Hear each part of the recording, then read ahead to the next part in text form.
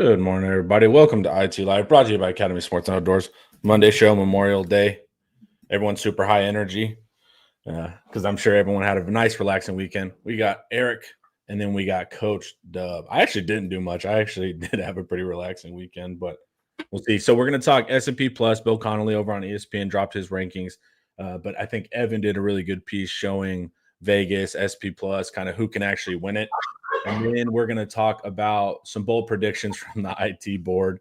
And they weren't too crazy, but they should be fun. There's a million of them, so I don't know if we'll get to all of them. And then at the end, we're going to talk about some RPMs we put in, watch some tape of some of those players and kind of break them down live for you guys so you can get a feel. I know a lot of the times when we show the tape and talk about it, people get more excited because they haven't necessarily watched the huddle yet. But no, they look at the star rating. They let that right. dictate how excited they get no matter what. Oh, my God, it drives me crazy. The Stargazers. Yep. All right, so this is post-spring Bill Connolly's update of the S&P Plus. Joe on the Thursday show, they did kind of is Texas at number 5 good or bad thing. So I'm not super interested there. But it's just to show you these are kind of the teams right here that have a chance to win it. Really, these top 9 have a really good shot. So this is their recruiting rankings, some past production, their returning production. What I do think is interesting here is Bama getting really good odds. You know, is year two going to be a bump, right? Or are these trailing Saban classes, which they should be incorporated? Is this a Saban bump type of thing? Or in year 2, will they take a big jump? So that's the biggest thing. How do you guys kind of feel about Alabama being this high?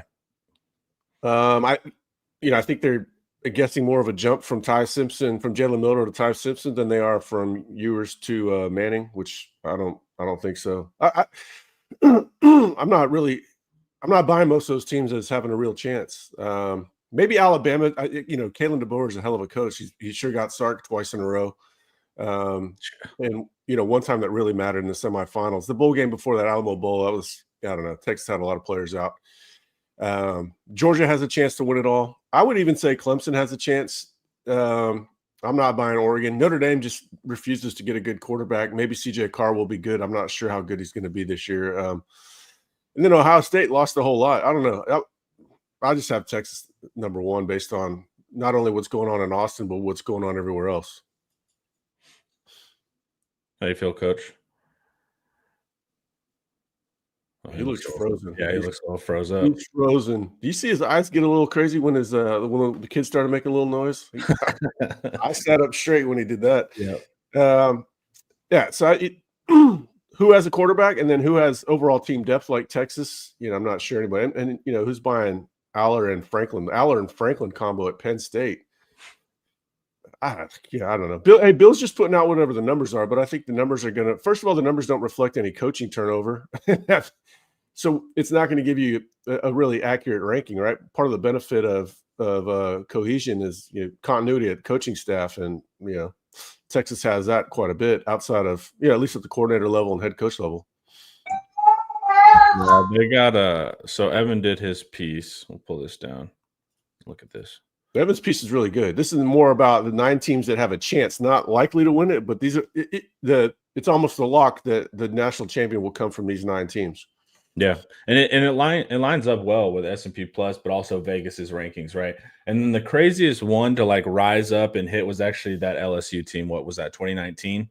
So they were like the 9th ranked odds, and they came flying up the charts. But generally, it's going to be one of these teams. But why did that LSU get such a crazy bump that was unforeseen by Bill Connolly? Is because of Joe Brady. They brought in a new offensive coordinator, and that Joe Brady won that national championship with Joe Burrow. Talk about Ed Orgeron all you want. Yeah. That was an unforeseen factor for Bill Connolly because it doesn't account for coaching. And it makes you feel good about Clemson because you have Cade coming back, right? Riley's not a new coordinator, but right. Also a big thing with Burrow and LSU is they had receivers and a quarterback. Now, is Klubnik going to be Burrow? No, but Clemson is interesting here. They got edge play, quarterback play, outside receiver play. They have some stuff here, and they're one of the lower odds kind of guys. I think on the S&P they are number 8. So that's somebody that we could see kind of rise up the ranks there, which I think will be, the fun dark horse.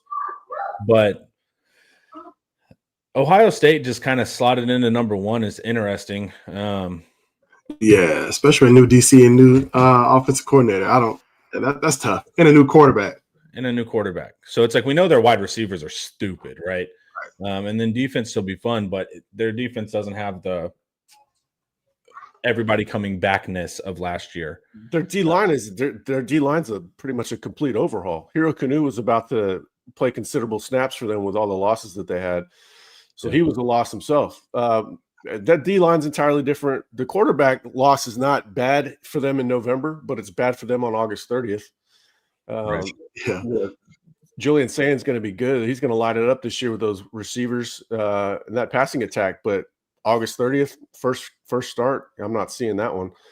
But they lost. They're just not nearly as. They lost both running backs. Those running backs were game breakers, and both coordinators. So I don't know. I'm fading them as far as national champions, but I'm not fading. They're not going to drop like Michigan did the year before. Yeah. But the thing with saying is I'm not hearing enough about young Sane versus our theoretical pass rush. That's a huge thing too, man. Like not only first time starting, big atmosphere, all of that, but Texas pass rushers, man, like that is not a fun. No, I mean, that's going to bury me in the fire. Michael Taft is going to be playing with mind games with them in the back end too. There's going to be a lot of disguises. Pass rush might not be his biggest worry. It might be trying to figure out what the secondary is going to do. You think Taft is hearkening back to high school, remembering, hey man, these mistakes or whatever? He's gonna, Taft. They're gonna have a plan to really play a lot of mental tricks on him. Yeah, it's gonna be. That's why it's. What about Georgia, right? We hear Stockton. What's interesting is Stockton doesn't get the hipster takes that Arch does. Yeah. But I get it. Arch played earlier in the year. Stockton plays, but I don't hear I hear this like we don't know about Arch, but I don't hear we don't know about Stockton. So it's like this weird kind of non-consistent evaluation with Stockton I'm seeing. Well, it looked like he's the reason they beat Texas in the SEC championship game. So we're all going to be a little gun shy talking down on him. Yep.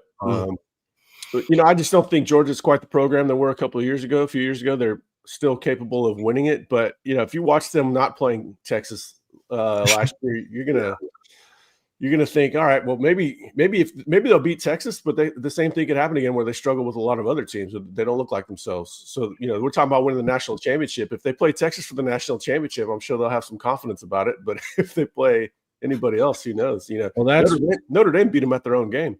Well, that's what's tough about Georgia. You can go ahead, Coach. I often say we don't know what Gunnar Stockton's really going to be. Like we saw him scramble and use his legs a bit, right? I know they got a ton of new weapons at receiver. I mean, I trust Kirby Smart when it comes to defense, but they're just replacing a lot of continuity. And then it's like Mike Bobo, the offensive coordinator. He's not the same as the guy that's coordinator for the Ravens. I know he was there last year, but it just doesn't seem like a complete fit to what they want to do on offense. I don't think Gunnar Stockton fits what he wants to do, right? I think he likes more of that pro style quarterback where Gunner's a scrambling guy, likes to run around, make plays off schedule, right? I don't know, man. Everybody look at the logo and see Georgia, but I just don't feel like they're the same team they have been in the past. No. They lost a lot of the offensive line, and then they lost the difference makers in the front seven. Those guys gave Texas some trouble. Some trouble, and then the running back who basically won the game on October 19th for him, he's gone. They have a lot to replace. I don't know I think these rankings are fine, whatever, but they don't take enough to account the turnover from year to year. Mm-mm. Yeah, and they have their returning production factored in, some of the recruiting stuff, but to me, it always feels like the recruiting is the big piece, which makes sense. We historically know how important that is. But it's a fun year. It's going to be one of those years where the hack take it's open. Anybody can take it, but it does seem like there's not the clear juggernaut coming in, and you can kind of argue for and against most of them. But like we've been saying all offseason, it sets up well for Texas. As long as Arch is who everybody thinks he is, or most people think he is, Texas is going to be fine. I expect him to be playing for it all. We'll see. I mean, you never know. One bad game could go to one missed field goal. Who knows? The ball bounces funny, but on paper they look like the team to beat to me. And I'm not saying that biased. I picked them to lose to Ohio State in the Natty last year. I picked them to make the semifinals the year before. So been right on target. Hopefully I'm all the way on target this year. Yeah. And Oregon's kind of hanging out. LSU's interesting, right? They kind of have a little bit of sleeperness to them. So we'll have to see it under Brian Kelly, but I think LSU's an interesting team this year too. Yeah, Well, they're gonna lose to Clemson in the opener, which probably won't tell us anything. Yeah. They'll lose to Clemson. Everyone will declare they absolutely suck, and then they'll be in the mix later on in the season. That's normally how it goes. Yep. They'll make a run because of offense, but I'm just not sure what the defense is going to be for LSU, honestly. I mean, Nussmeier got a ton of new toys and a ton of new weapons outside of receiver, but what is is the defense going to stop anybody at LSU? That's going to be the biggest thing for them. Yeah. All right. Something's off in that Brian Kelly culture where it's nowhere close to what he was doing at Notre Dame. Year in, year out. They don't seem smart, physical, tough. They're just not the same as what we've seen accustomed to him. They're going to be explosive on offense, which gives them a chance against pretty much anybody. Also, school culture of just Notre Dame. I mean, the students there, it's a different culture than LSU too. So it's like it could be that, right? Like it's different in academics there too. So some of that might just bleed over to the football, and naturally who you have to kind of select player-wise at Notre Dame is going to be different.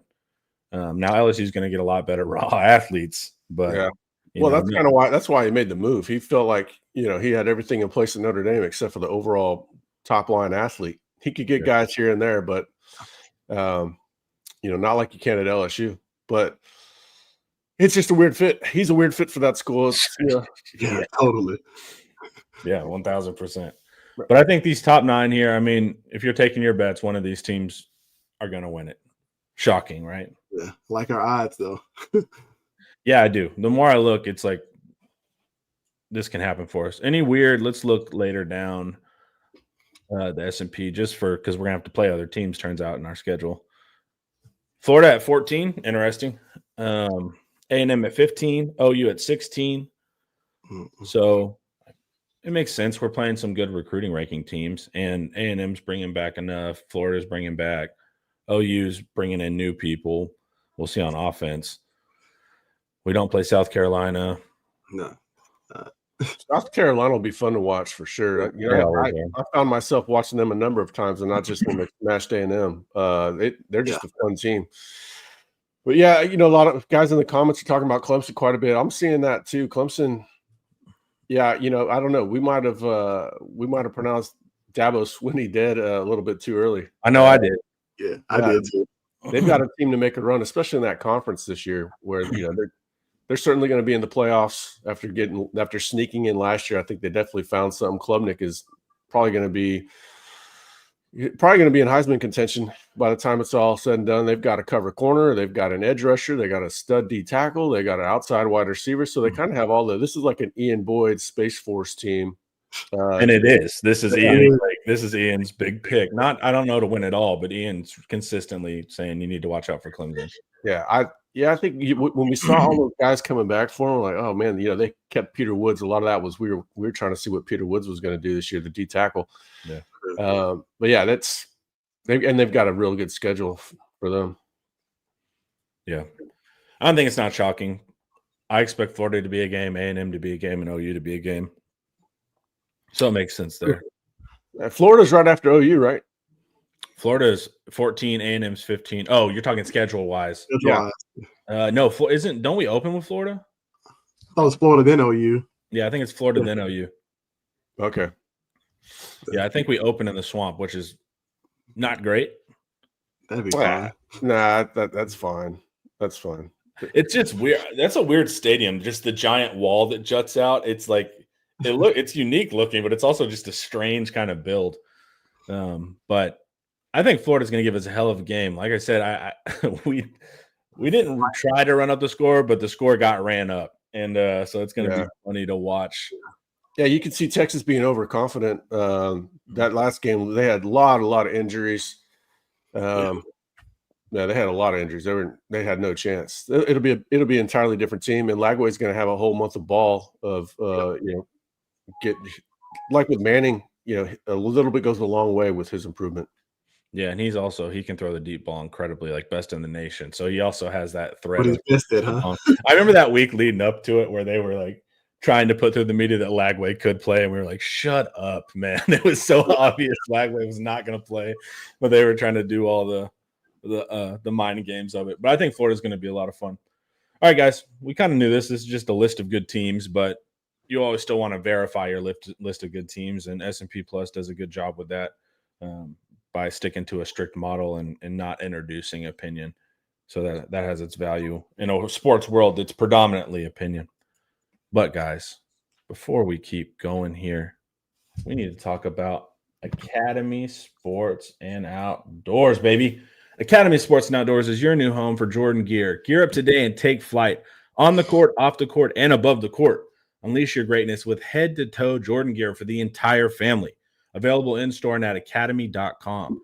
Elevated styles and shoes for everyone. Unstoppable value every single day.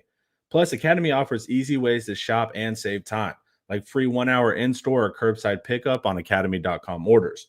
Or choose same-day delivery powered by DoorDash. Order by 4 p.m. You can get it to your house by 8 p.m. Check out the full Jordan selection today at Academy Sports and Outdoors. All right, next up we have probably roughly 1,000 predictions. The board really enjoyed this exercise here. I don't know if we'll get to all of them. Joe went ahead and kind of graded them for us. We can look at Joe's, but also I just kind of want off the top of the head your guys feel. I think it's a 1 to 10 scale, but of course these are designed to be a little bit more bold. Therefore, they're going to be higher on this scale here. Yeah.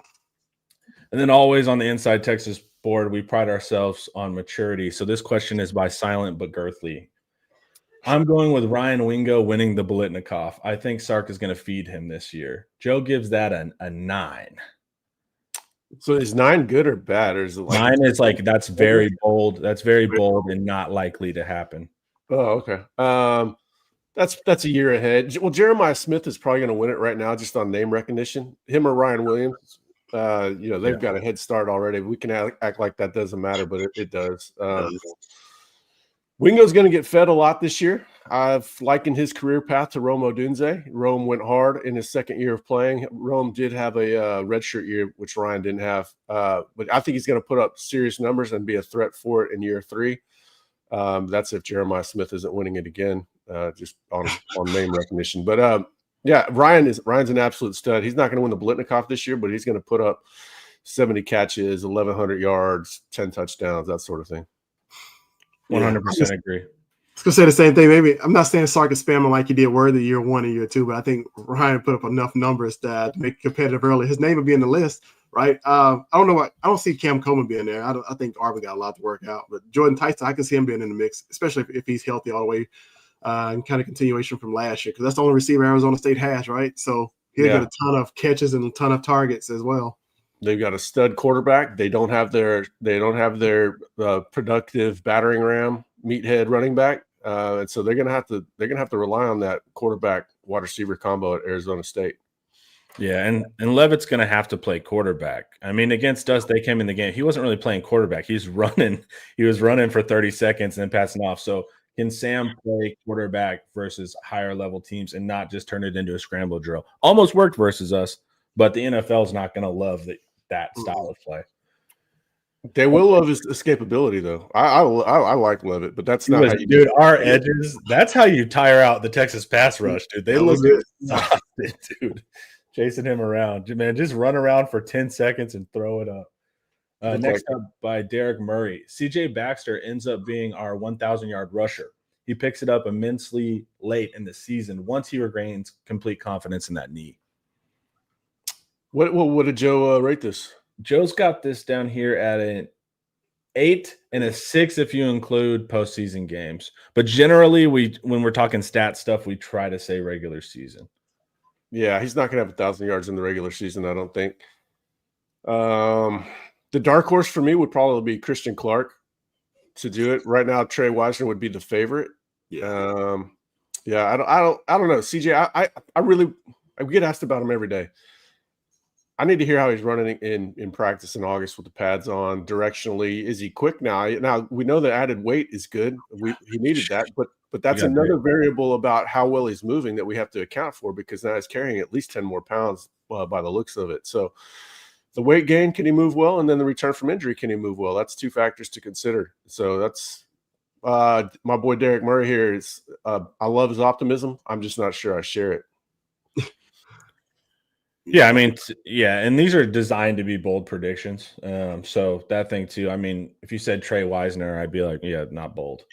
I'm not even sure they'll need backs to go for 1,000, right? They got too many other running backs they can kind of share the load with, so I don't see him getting there. He needs time to get going, like Eric said in those pictures too, man. He bulked up. That's good, but also you've got to adjust to a weight gain like that on your body. So there's like a whole, and on top of that, it's coming from a year of not playing. So there's just a lot of variables there that make it hard to project a crazy season. But fans love him because he's an awesome kid, man. Like anytime he gets in front of the press, he's just a fan favorite. So we'll have to see.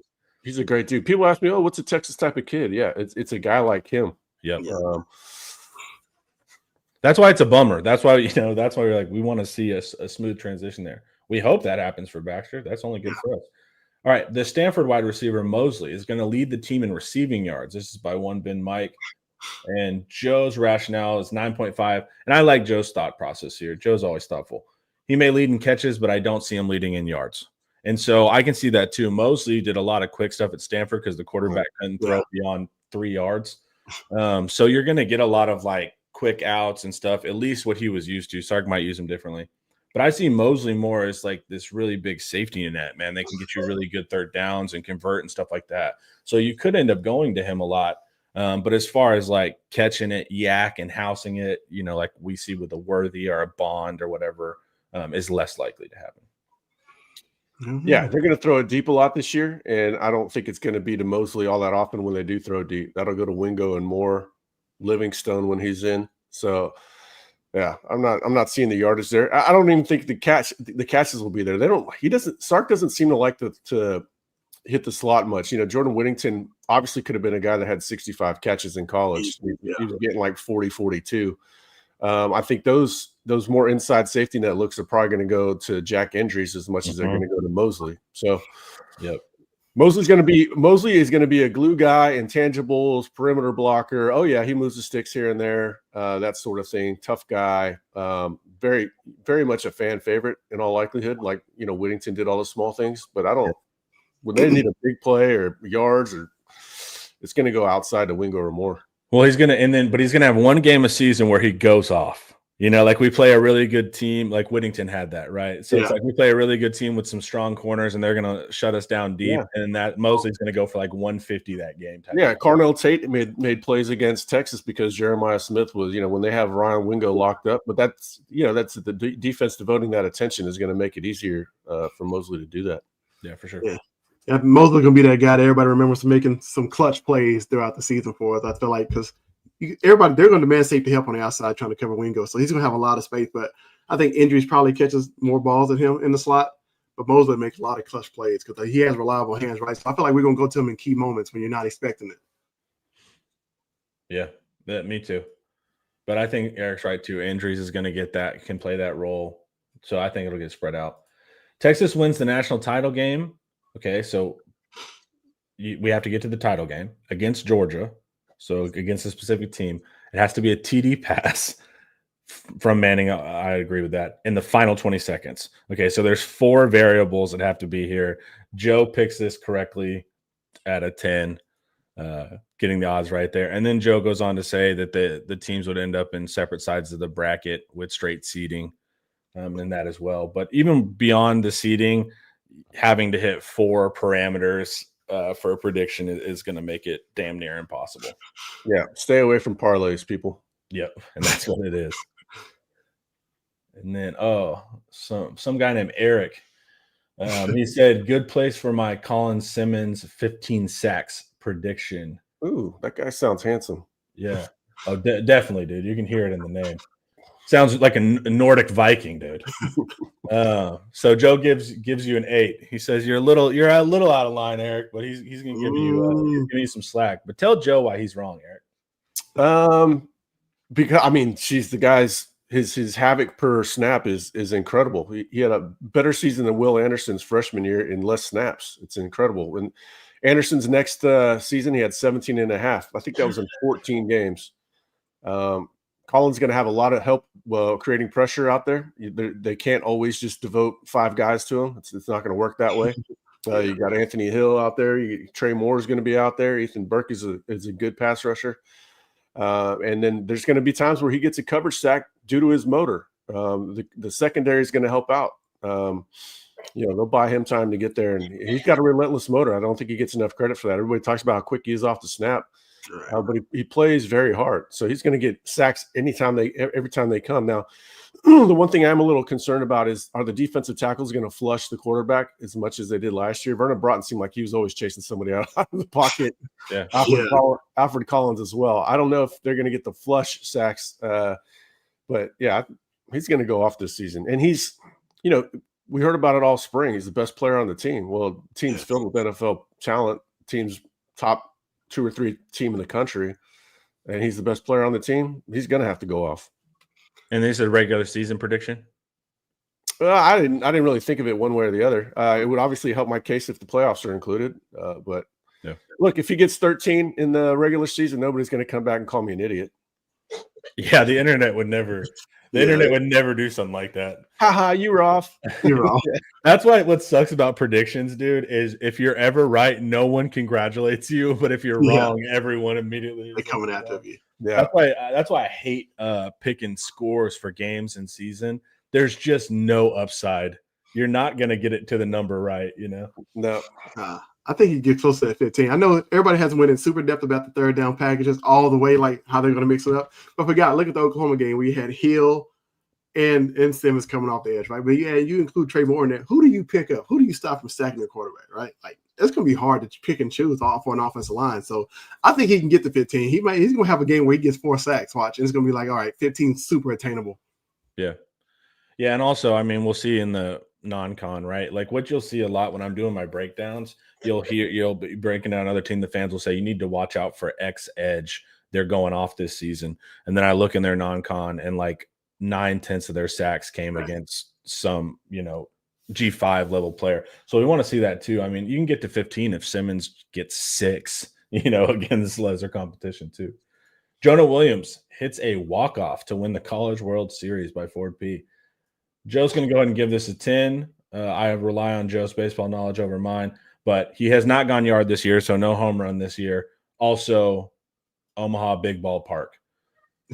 So Texas has to make the World Series.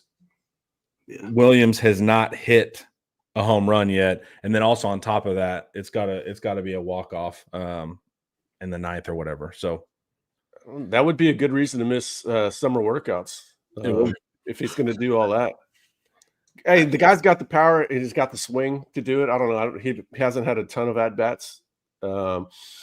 He's probably I would never rule anything. That kid's special. I would never rule anything. He is special. Yeah. He's got like Joe says, the legend grows. He's kind of got one of those the mythical sports player thing going on. So I hope he does. If he doesn't, he's going to let you know about it every single base. The whole way as he's going around the base, he's going to let you know about it and talk to every single player on the opposing team. Watch. Yeah, for sure. Jared H. throws in Arch Manning wins the Heisman. Joe has this really high at a bold prediction at 9.5. That's way too high on Joe's part. I mean, yeah.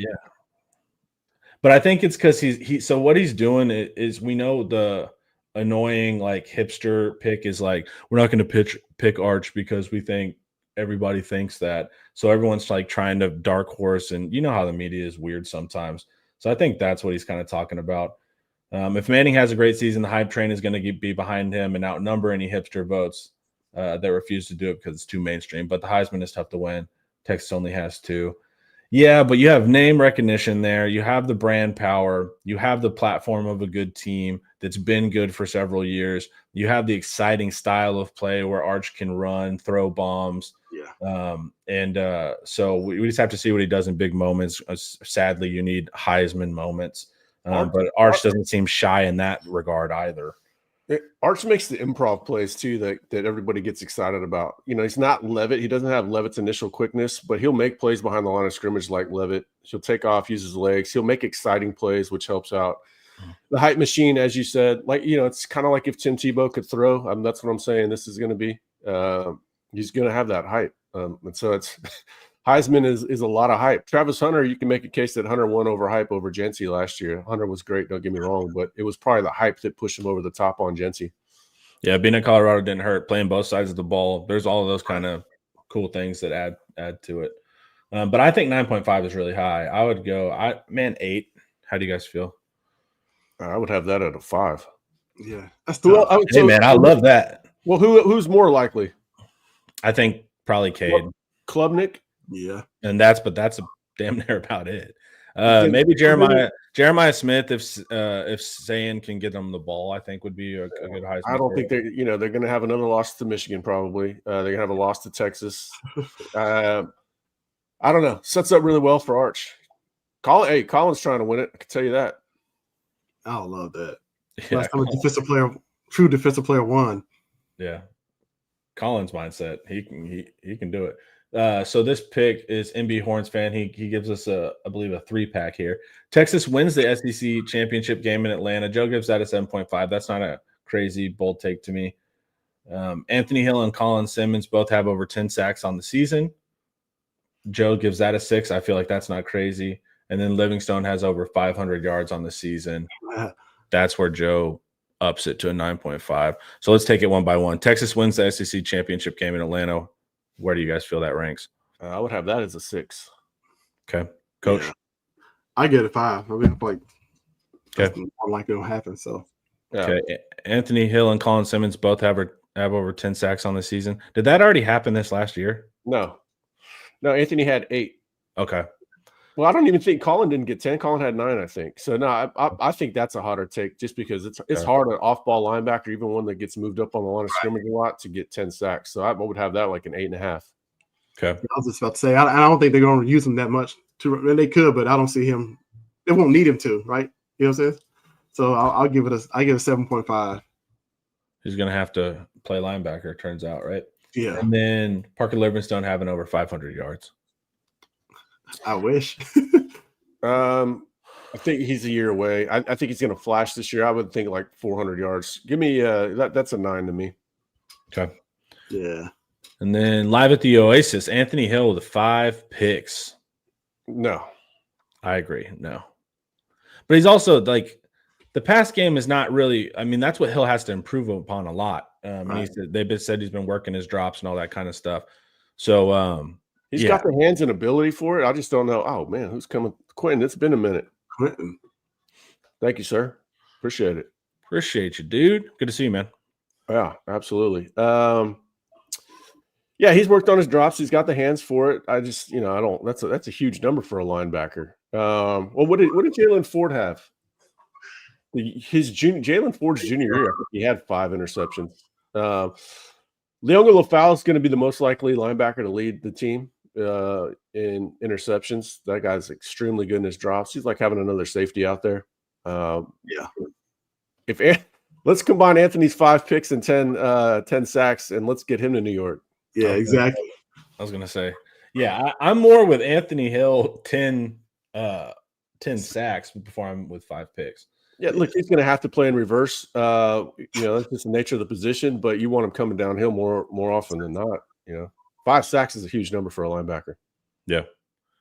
Ford had 4 picks in 2022, according to Ryan Nelson. I see Hill around that number before. Yeah, maybe. And Ford had a crazy feel for Exactly the ball in the pass game. That Hill is a different style player than that. Arch has more rushing touchdowns than interceptions by Jay Moore. Joe makes good points here. Cam Ward had 7 picks and 4 rushing touchdowns. Jackson Dart had 6 picks and 3 rushing touchdowns last year. That probably means Manning has to get at least 6 rushing touchdowns and keep his interception count under that number. That's a tough ask at 9. Well, you got to factor something here is that that Texas has struggled in the red zone the last couple of years. So if Manning is the magic elixir, they're going to be be a lot of consuming of that going on if Sark really needs it. So I could see. I mean, it's bold, but I could see Arch with 5 rushing touchdowns this year. I mean, and it could be. I mean, like 3 or 4 of those could be 1 yard zone read right there in the red zone. But as we can see, he's already taken one 60 yards too. So there could be one that's you got your DBs in man coverage, and then you got this giant tight end looking dude running straight past you. That's he can get to the end zone a number of different ways. Mm-hmm. He also had another long rushing touchdown on a play breakdown. Mm-hmm. 20-yard touchdown or so. So Yeah. I don't know. I could see him with 5 rushing touchdowns and only 3 of them were called. Yeah, he did. He did a big one versus Mississippi State, big one versus UTSA. Yeah. But that's the advantage, too, is he could get those. You know how running backs get 1-yard touchdowns, and you're like, hooray for your touchdown line. Sark could do that with Arch too. That's why it's less crazy than it seems to me. Hey, the push touch is not ruled out in college football, right? I mean, I know they lined up in it a few times. I can see 1-yard line QB sneak touchdown. Who'll be able to stop it? Yeah. Yep. Get Justice Terry behind him, pushing him in. Quick joke: we made it through one page. We make it through one page of the first game thread without a negative comment. Yeah, right. Yeah. What did you put there? Not possible. Impossible. Yeah. No. UT leads the nation in interceptions this season. SL20. That's very bold to me. Oh man, see, I would feel better about that with, they lost. How many? Where's Ryan Nelson? How many interceptions did Makuba and Barron have together? 9 or 8 or 9? That's a lot to make up for right there. Yeah, and just those guys. Field awareness, man. Especially because you had Taft in that mix too, right? You still have Taft, but you had all 3 of those guys, man. That's tough I don't know if you'll ever see a heady secondary like that for a while with us. So to me, that's very bold. I mean, so far, Muhammad hasn't really. His ball skills are better than the numbers show. I think he only has 1 career interception. He's got the ball skills for it. Gilbo, we never really seen much of his ball skills out there. It's not always as evident playing nickel as it is outside on the island. You don't quite get the same 50-50 opportunities. But, yeah, I don't know. Derek Williams, if he comes back healthy, that guy definitely has some ball hawking to him. And range. McDonald, yeah. McDonald has range and ball hawking. But, again, if he's up at starts, you're jumping routes more so than anything. I don't know. Leading the teams might not even feel great about throwing the ball as much. So the opportunities might not quite be there. That's a good point. The pass rush isn't great. Now, Jelani McDonald made one of the sickest interceptions ever last year. So there's there. And then Derek Williams had his pick versus Michigan. And Derek Williams has insane range. So he can get there. But it's not just is Texas can be better at interceptions than last year. It's leading the nation. Yeah, right. Well, yeah, but they would have to be better than last year to lead the nation, I would think. So that's, Did we lead the nation last year? No. Okay. Yeah. They're the top. They were finished number 2 overall in turnovers behind Notre Dame, I believe. But I don't know. Ryan Nelson, who led the country in interceptions? Ryan Nelson. Ryan Nelson, we'll throw you $5, man. Thanks yeah. Hey, look at Eric Mitchell, man. Appreciate Eric that. Mitchell, same here, fellas. Haven't been able to catch a live for a while now due to work out in West Texas, but I appreciate all that y'all do. Y'all keep me going out here. Hook 'em. Appreciate you, Eric. Somebody must be in the oil patch out there. Yep. Yeah.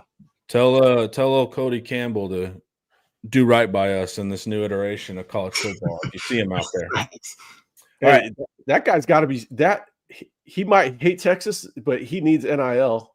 So he's a good counterweight to Nick Saban, right? Yep. Nick Saban wants the currency to be Dodge Chargers. Cody Campbell wants NIL as it is. True that. Parker Livingstone. People are really in on this. Parker Livingstone. I promise that's not me. So is Coach. These are Coach's burner accounts, by the way. Alter egos. Yeah. Parker Livingstone has a 200-yard game, but finished the season with less than 400 yards. Joe just says, I don't see how these 2 events happen together, and gives it a 10. Yeah. Coach, why did you think that, man? Oh, man, look. I'm a big Parker Livingstone fan, but I hope and wish he had 200-yard game, but there's just too many other weapons outside of him, man, where I can see him even going for over 500. So I don't know. But, I mean, looking at this, he probably will finish on less than 400 yards, but he's not having a 200-yard game unless, I don't know, he gets in and catches 2 super long bombs against some non-conference opponent, man. We're blowing people out, and quarterback gets in. He's like, I want to throw the ball. I'm not running the clock out. I'm throwing it deep. I don't know. Yeah. It'll work in NCAA for sure. The good thing he does have it probably won't be a 200-yard game, but he does have the ability to put up 120 yards on 3 catches, that sort of thing. He does have that ability, the speed, the big play ability. But that's just like a weird confluence for it to end up like that. Or maybe he's filling in for somebody that's hurt. But then you're like, well, he probably should play a little bit more. He's got it. I think he's going to flash this year, and then I think he's going to break out the following year. Yeah, I think he's a starter next year. All right, guys, before we keep going, let's hear from Andre the Lawyer. This video is brought to you by Andre the Lawyer. If you're injured, trust the team that secured millions for their clients and helped thousands of Texans with their injury case. Car wrecks, slip and falls, 18-wheeler accidents, on-the-job injuries, and wrongful deaths. Don't let insurance tell you what your claim is worth. Hire Andre the Lawyer to fight for you. Principal office is in Dallas, but they serve Texans throughout the state. So don't wait and call Andre the Lawyer today at 214-444-8808. That's 214-444-8808. The contact information is in the description. Thank you, Andre, for sponsoring the show, man. I might just call him just to say hi, man. Nothing's going wrong, Andre. I don't need a lawyer right now. I need a friend, not a lawyer, Andre. And he can do that for you, too. I'm sure Andre would really appreciate it if you guys just called him and just chatted about your day. All right. LaFau leads the teams in interceptions. Eric mentioned something about out of the linebackers. How do you feel about that? It seems like since he stepped on campus, they've been talking about his ability in pass coverage. Yeah. He's a good downhill player, too, but it's fun that, more often than not, when we're hearing about him, it's, everybody says he's like a safety in coverage. Him and Anthony Smith are the best in coverage. They kind of look like DBs. So I expect a good year out of LaFau. What I wasn't so sure of was, I didn't expect to hear so much about Brad Spence in the spring. And so, I'm waiting to see how it all shakes out. It makes the most sense to me that Spence would back up Hill, and then you have Spence naturally starting in 2026 and probably playing extremely well. And then LaFau with Smith behind him, and then maybe Trey Moore sprinkling in wherever. Yeah. But I don't know. Spence was talked about a lot, and people were really surprised about how good he was in coverage. Kind of a bulkier, muscular body, but flexible and showed really good mobility dropping into space. So, yeah, I don't know. I'm a big LaFau believer, always have been, based on, it's not like I knew him very well out there in Hawaii, just based on, word of mouth from sources. I'm still very high on him, but I do wonder about snap allocation this year with Brad Spence being talked about so much in the spring. Absolutely. Quentin will not be outdone, by the way, because Eric tried to match my $20. Quentin competition 5 on the board. Hey, he even deferred to you and let you have that $19.99, and you beat him by a penny. Yeah, it was a gentleman's donation. But you guys continue the bidding war. We won't be mad. All right. Justice Terry wins the Outland Trophy. What? Well, I missed that one. Yeah. Okay. That's a 10 for 2025 and a 7 looking forward in his career from Joe. All right. I like what Joe's head at with that. That has zero chance of happening. Usually the Outland Trophy winner starts. Yeah. A shout out chat here. We have Eric. Cody Campbell has the rinse and repeat going on out here. Double Eagle is already starting up again for another build up and sale. He already sold Desert Double Eagle 3 and 4 for a combined 10 billion. That guy's just printing money, dude. It's that's insane. Quentin has countered this. Quentin, you're going up against an oil guy, man. They make good money, dude. Don't do anything silly here, dude. Hey, Quentin might be in finance, man. We don't know. Who knows? I just know oil field. You're all right. All right. Texas offense averages 45 points per game. Last year we were 33. Younghorn number 1. Joe throws a fat 10 on that, because the Longhorn averaged 50.2 points per game in 05. And that just hasn't been super Texas's move. Sark doesn't even want to put up 45 a game too. That's what kind of knocks me off of that. I was hoping you weren't going to say that, because I was going to say that. Once he feels like you're choked out, the game is over. And Texas might only be look what Texas did to A&M last year, and they only won that game by 10. True. So if imagine if Texas had actually been up 20, they really would have let the air out of the ball. Cybersecurity versus oil. This is actually a good money matchup here, fellas. Yeah. All right. Sorry, Eric.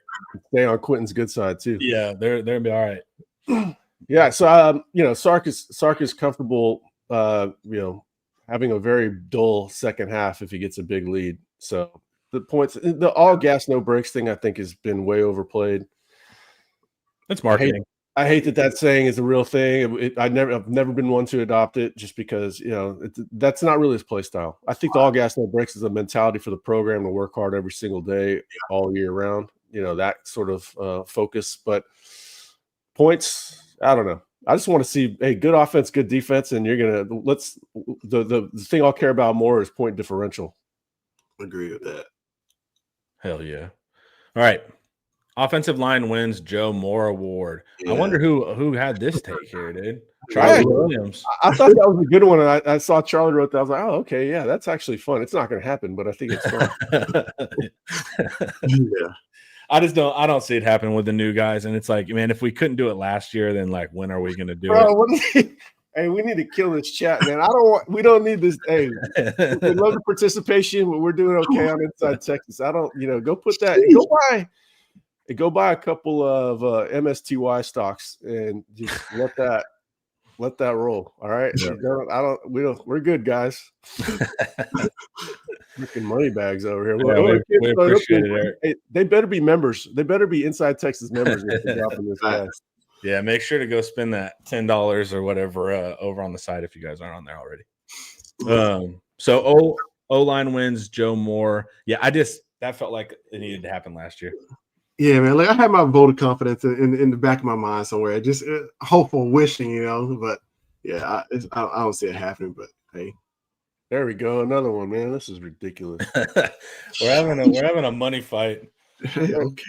My investors are going to be like, "Hey, what happened? Let's keep doing that. Whatever you guys did, can we recreate money fights every chat? No, we cannot, guys. This is a weird occurrence. Quentin, thank you guys as well. Hey, this guy sums it up very well. Got it. I'm uncomfortable. Oh, hey, look at his avatar. Is that the SEC Mike guy? Yeah, it's remember he said he would paint his face if he was wrong on some prediction. Then, of course, he always pays up. Man, he drops the hot takes, but he handles his business on the back end as well, which I appreciate. He seems pretty funny to me. I haven't watched it too much. He knows exactly what he's doing, man. Yeah. I still can't get into the whole SEC thing, but I catch that show every once in a while. It's pretty funny. Yeah, he gets the fans riled up. He's just smart, man. He knows once there's too much like fan currency, not real money on one side, he hops right to the opposite. Yeah. So if Texas started getting slammed, he'll be a Texas fan. If everybody's pro Tech, he knows how to get the audience going. He's a funny guy. And he did a show with us, not too probably earlier last year. All right. January 1st. Okay. Alex January is going to be first team all SEC by Alfie Tex 03. That's a year ahead. Yeah. I mean, I'm not saying it'll ever happen, but if it happens, it could happen. He's a good player, very, very athletic and good size. Needs to get stronger, I think, before he's really ready. And they're going to rotate so damn much this year. I mean, I bet they're going to play 6 D tackles. Right. So It's not going to be this year, but it could happen eventually. Some of these predictions are only bold for this year, but maybe not so bold for the future of that certain player. Yeah. Texas routes Ohio State 34-13. It will be very difficult, but I don't think this is a 10. Joe throws down the 9.5.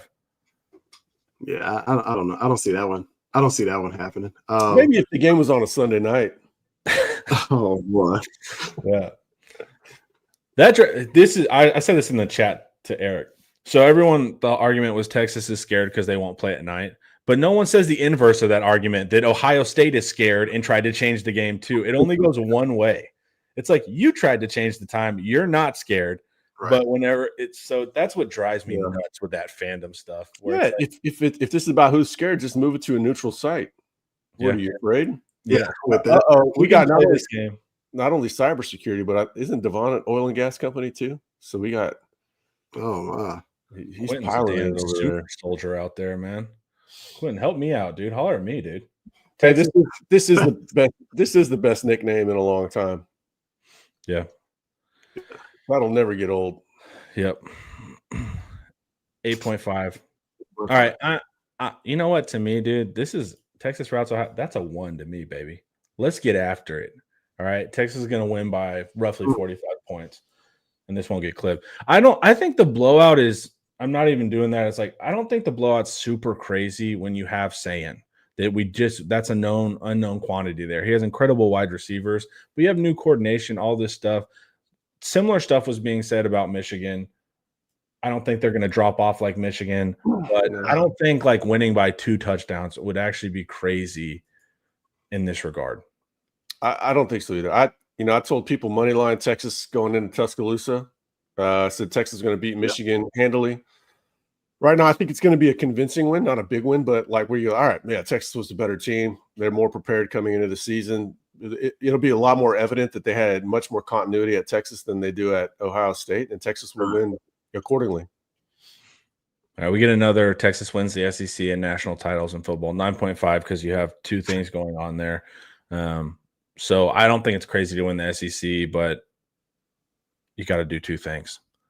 9.5 is not crazy. I think you could go to like 8.5 here. What do you guys feel? I give it a 7. I mean, I feel like Texas is lined up to win it all. So what other team is out there? We already named, we talked about earlier, named Clemson, but how many other complete teams are there out there? Like everybody's replacing a lot of holes at the key positions. So I feel like Texas is in a good spot. I don't know. I give it a 7, maybe 6.5. Okay. I'm down. Sorry, we have 9 million. Oh, we only have 2 more good. I was gonna say these keep. There's a part 2 to this, by the way, with another 30 of these. One of Texas's, and you guys can check it out on InsideTexas.com. All right, one of Texas's most valuable players this coming season will be the new field goal kicker who came from Texas State. This is a take by Coolhorn and Joe. Ever the special teamer gives that a 5. We saw, man, how disastrous, unreliable field goal kicking was to us last season. I think every fan has even more appreciation for that position this year. What do you think? Joe spent a whole quarterback or a whole paragraph on this one, huh? Looks like it's like his longest response. That's very quick right there. Yep, he's a special teamer at heart, dude. Yeah, exactly. So y'all feel good about that, though? I don't think that's a bold thing. He's going to be one. He said the caveat: one of Texas's most valuable players. If he said most valuable, then it's kind of weird. Injuries will become Arch's go-to guy in situations where Texas has to have the first down. Injuries gets a minimum 45 reception this next year. This is also Coolhorn. I'm down with that. I think Arch is going to, because he has quick release, he's really confident over the middle. I think slot and tight end, anybody that's in breaking into his vision, I think will have a good time. And injuries, he's catching over 90%. I think he had 1 drop last season. Like injuries has a stupid amount of reliability. So I don't know about like the 45. Those numbers, I don't know. But as far as like go-to guy and like gotta habits, this is not insane at all to me. This is like a 5. Yeah, I'm with you on that. And look at the past years, Ja'Tavion Sanders targets. Look at Gunnar Helm's targets. Like the tight end gets featured in this offense, right? So I think he became go-to guy. Sark does such a great job of creating space for the tight end. He's almost always open, it seems like. Yep.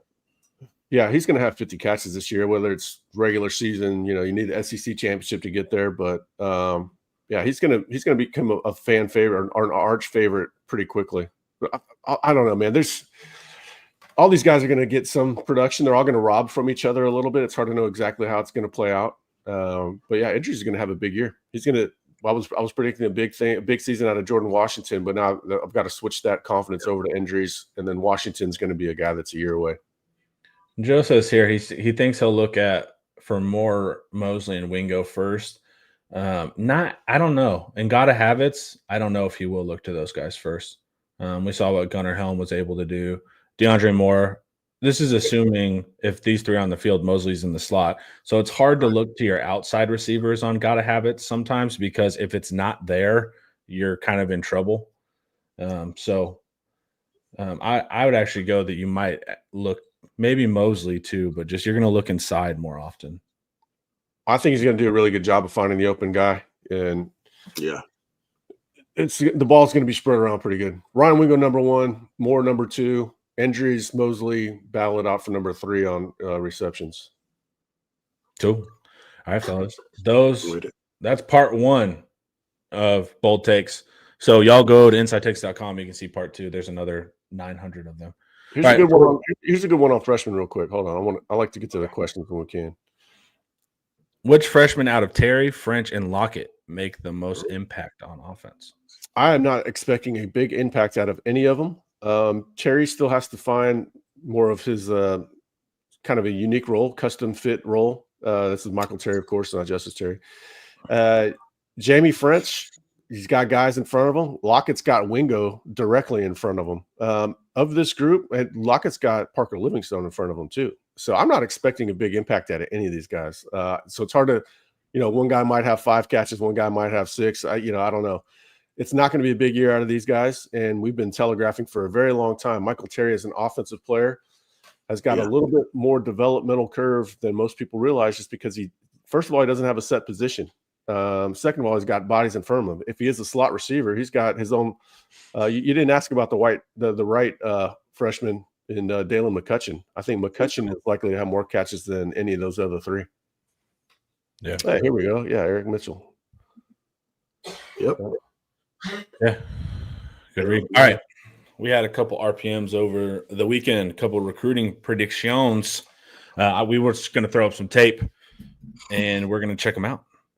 Let's look at Vodney Cleveland first. Defensive interior. And where's he out of? Alabama? Birmingham. Big dog. It's a big boy. Anybody good for King Kong? I got to show my kid. My kid is all about King Kong right now. Yep. You're going to see him just throw this man to the ground. It's very sad. Yeah. That's like the first thing you look for if you know that he's going to have to play in the SEC is just your play strength. Like the grown manness to him. Yeah. The stack and shed really quick and in a violent style too. Yeah, look at him. I mean, like defeat the double team block there, right? He didn't even give the guy even get a chance to get up on his hip, man. Like he's so quick. His first step, he has so much power.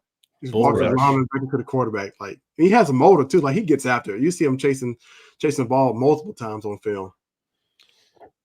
Yeah, first time I saw him doing anything athletically, it was him doing bag drills. And you're like, whoa, that's a big kid moving really well. And then you put on the tape, and there's just a lot of power behind it too. Yeah, and question I have is arm length. I think that's why on 3 is not high on him. That's me trying to read the tea leaves on that. But he moves very well, plays with power. Probably going to be a 1 tech. Yeah. And he does the bull rush too. He can do speed to power. He has some swim moves. So it's not all, and like I said, really high motor here too. Yeah, about the level of competition he's facing out there. Doesn't really look like a guy that you move up and down the line, which is fine. I think you're just going to have him anchor. But you love to see this. It's kind of like when you're watching Nicholas Robertson. You're like you see him at left tackle. You're like, man, it's nice to know that he moves that way, but he's going to go inside and guard. Yeah. But it's nice to see the athleticism, because then you realize for an anchor he has plus athleticism. Yeah, that's true. And then motor is just so underrated for a D tackle. There's so much production to be found in just playing hard. And we know from our study in another video that D tackles have the highest bus rate going from high school to college, from rankings to NFL. And so the motor eval becomes even more important for these guys because they can eat themselves out of a job. They can do a lot of stuff. So in a position that busts at a super high rate, man, you want to see this level of effort. Yeah, this from doing our homework on him seems like a really high character kid. Not going to worry about him busting. Once you have motor and you work hard, you set such a high. This is kind of just how this is general for life. You set yourself a high floor for success. Work hard, do the right things, and all of a sudden, miraculously, you're making plays out on the field. Right. Yeah. He's vying for that Byron Murphy spot in jumbo package, man. You see him getting out there, fullback leading. His name is Vodney Cleveland. Cleveland. Vodney. Cleveland, like the lovely city. he has a lot of I'll ask Oh. Justin too about what classification he's playing in. But he goes hard, man. And like I said, he's got swim moves, man. He's got bull rush. Like he's putting in work outside of the practices too, because he has more developed moveset than most. Yeah. He gets out of his stance well and generates a lot of power in his hips. Man. Yeah. He's a good one. He's exactly what you're looking for that specific role. Yeah. Like you let him do the dirty work, and then hopefully you got Justice Terry at 295 pounds out there doing all the mayhem. And good understanding, he's stacking and shedding. He's paying attention where the ball's coming from. Yeah, right. He's chasing it down, so he has like an awareness too. Sometimes D tackles can be so locked into like just beating up a guard that they're not even watching the ball. Yeah, but if you see him working down the line laterally, he's playing with his eyes. Right. Look at him break down. Exactly, and good lateral movement, like on an outside zone, he moves well side to side, and he knows what's going on. Yeah. This is a fun pick. Yeah. I mean, first of all, they got to get him right. We should probably talk about it. It's just a prediction that we don't know he's going to Texas. Florida is the main competition for him, so Texas is going to need a good official visit, and then And Justin met with him and posted a picture of him. The typical. Hey, I'm at my high school picture, and he was wearing some UT gear. Yeah. So that's important too, right? For the glove watchers and the gear watchers. That used to be recruiting writers used to treat that like the biggest breaking news of all time. Yeah, I know. Yep. I know. And it's like, of course, kids are gonna wear all the gear. It's cool, dude. All right. Wide receiver pick, RPM in. Joe Cook's RPM, right? Yeah, Joe don't play around. We had one bad luck RPM pick out of Joe, I think, with a D tackle in the portal that went sideways. Other than that, I think he's 7 for 8 or something. So dude, when Joe calls his shot, man. All right, Alito, wide receiver in the slot. Finley, son of Jermichael. And I don't know his mother's name, but she partook as well. Yeah, so we got a legacy here, right? And this is playing. What are they playing at CH Collins? So they're in my neck of the woods. Mm-hmm. Play guy there. Yeah. So what you'll notice, and I did a little breakdown on huddle of him. He's not scared of. That's a good block right there, right? That's good temperament. Yeah. He's not scared over the middle. Really sure hands. Nope. He can catch the ball away from his body and frame it well. And you'll see here he has contested. So some people on the board are like, what's his speed like? Because Sark is just like melted our brains that if you don't run a 4.2. Should you be on I like this player, man. And this is the style wide receiver I like. I like guys on third down you can trust, man. And that's looking like what Caden can provide for us. And also the yak is there too. He'll get you an extra 10 or 15. Yeah. I think he's a faster Jaden Greathouse or a faster Emmett Mosley, honestly. He can play inside or outside. Yeah. Complete wide receiver, good body control. Has all the ability to run good routes. Look, he's just going to win deep. Yeah, he's fast. Look at that tracking. That's great. Yeah, I don't know, man. Look, you go to practice. I got a chance to see him. Like he moves around. Like he's a complete receiver. Like Eric said, he plays slot. He plays outside. Like they move him around so much at Alito. They do so many things with him from the jet sweep. You saw him just win deep there. Yeah, like he has the sure hands. Like what else can you ask for? Like how many complete receivers do you really have in college football? You got a lot of watch there. Like the DB's leverage has him beat on that slant, and he still knows how to work him and get there. Like that's huge, man. Like that's a huge trait to have. Yeah, and look at him off the line. Like there's no false step. Wide receivers will actually take he's quick off the line. Yeah, this is the style of wide receiver I like. We do a bad. It's funny. My kid is 6 and we're doing flag football. So I'm trying to teach him all of your stems have to look exactly the same. He's like, oh, what do you mean? What the hell does that mean? This is it. Every time at 10 yards, you don't know where he's going. You don't know if he's breaking out, if he's running a post, and then he'll just climb the ladder and go get it. And then, genetics really do matter in sports. That's unfortunate for my son, but it's very good for, young Mr. Finley here. Yeah, look at that, man. Effort. Yeah, complete receiver. And this, why he would be very important in this class is because there are not going to be a whole lot of complete receivers in this class. They're going to be now. Chris Stewart is in there. I do think Chris Stewart is a complete receiver. He's another guy that could play inside, outside. If you take both Finley and Stewart, you're going to have Finley playing outside in college, Stewart playing inside.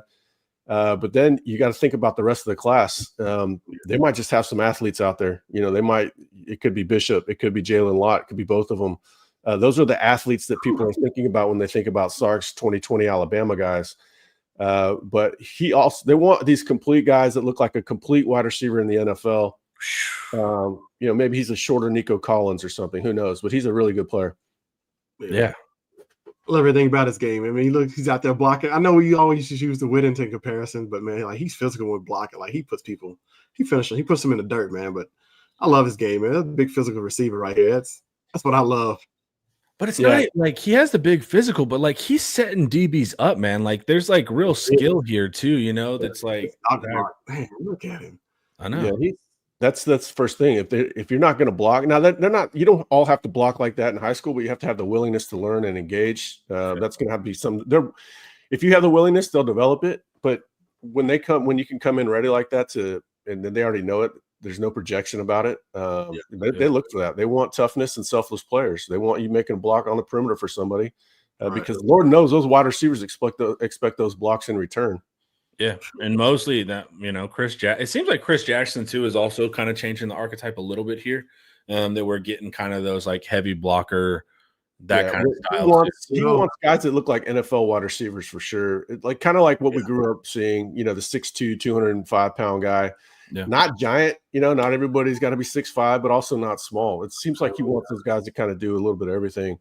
But Caden Finley's increasingly important in this class because, like I said, it looks like they could end up with a couple of raw athletes. Bishop, I wouldn't call him very raw, but Jalen Lott as a receiver is raw. It's going to be interesting to see how they do the skill players. I'm kind of working through an article on how it could all play out between offense, defense. They're looking for true corners, it looks like. So the way that the big boards are setting up, it looks to me like they're looking at taking some offensive guys that are athletes, definitely wide receiver body types, but that might require a little bit of time. Caden Finley is not one of those guys that's going to require a little bit of time. All right. Ready to go. Yeah, but he has, and like I said, that's a skill set of a fan favorite right there. Contested catches, not scared over the middle, framing the ball, and a block. That's the recipe real quick to get the fans on your side. Ryan Nelson says, before we head out, Aaron Gregory will flip to Texas.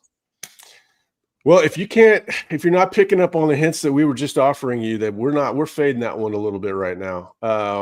Gregory's a big fan of Texas, but there's just, sometimes we're in the new era and it can go a couple of different ways. Well, right now, IT is fading him ending up in the class. He might flip. We're not entirely ruling out Texas, but, I think Caden Finley is an even more important target for the reasons we said. And honestly, I don't know. Gregory's good. I don't know that he's better than Finley. I've not. It doesn't seem like he's super explosive in his first few steps. I don't know. I wouldn't be surprised by Finley having a better career. But if you're a Jaden Greathouse fan, which most of you are, at least judging by the internet, every time he makes a play, it's on the board. He'll hit the portal. You should really, really like Caden Finley. I think Finley's a more athletic Greathouse. Yeah, and speed matters deep, don't get me wrong, but also setting DBs up like that matters too. I mean, he was able to get to the post. So it's not all pure speed. And I think one downside of the Sark era is fans think that wide receivers have to purely be speed guys. You can skill is good. If the corner flips his hips the wrong way, you've already won. Got him. Yeah. So it's not pure about your 40 time. All right. No. Chat, that was a lot of fun today. Eric, Quentin, thank you guys. Holler at if you need your money back, guys. Just let me know. Yeah. But I think you guys will make rent just fine. But we appreciate the money fight, guys. And then chat, you guys do great as always. It was a really lively, fun day. Maybe we'll do bowl predictions more often. Seems to get the people really going. All right. Yeah. Shout out chat. Thank you, Eric. Thank you, Coach. And this is IT Live, and it was brought to you by Academy Sports and Outdoors. Later, y'all.